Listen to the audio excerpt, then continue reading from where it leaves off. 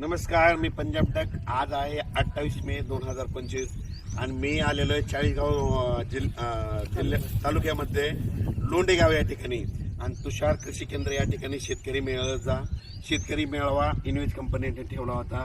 आणि त्या ठिकाणून खास करून उत्तर महाराष्ट्रातल्या शेतकऱ्याला अंदाज देणार आहे. उत्तर महाराष्ट्रातल्या शेतकऱ्याला सांगू इच्छितो, कारण की मी उत्तर महाराष्ट्रामध्ये म्हणून सांगतो की तुमच्या उत्तर महाराष्ट्रामध्ये आता आज 28, 29, 30 आणखी 3 दिवस पाऊस पडणार आहे.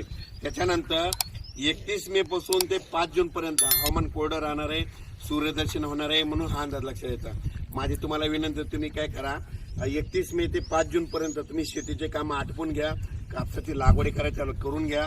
त्याच्यानंतर तुमच्या उत्तर महाराष्ट्राकडे 6 जूनला परत पाऊस येणार आहे. म्हणजे 6ला येईल, 7ला वाढत जाईल, 8ला वाढत जाईल, 9ला वाढत जाईल.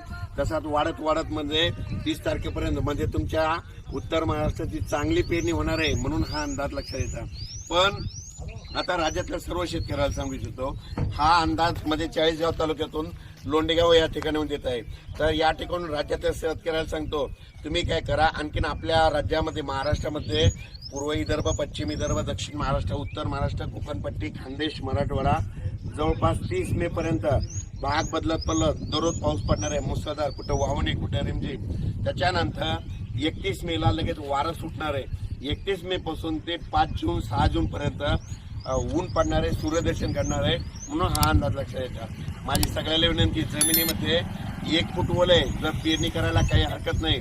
त्याच्यानंतर लागवडी कापसाच्या करायच्या असेल तर रेगट्याला असं टोचून सरकी लावा. टोचून लावल्याच्या नंतर चांगलं पीक येत आहे.